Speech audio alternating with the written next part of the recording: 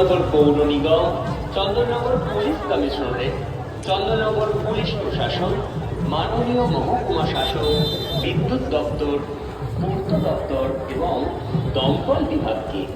ধন্যবাদ ও শুভেচ্ছা জানাই সকল এলাকাবাসী, চাঁদাদাতা, বিজ্ঞাপনদাতা, শুভানুধ্যায়ী, স্থানীয় এবং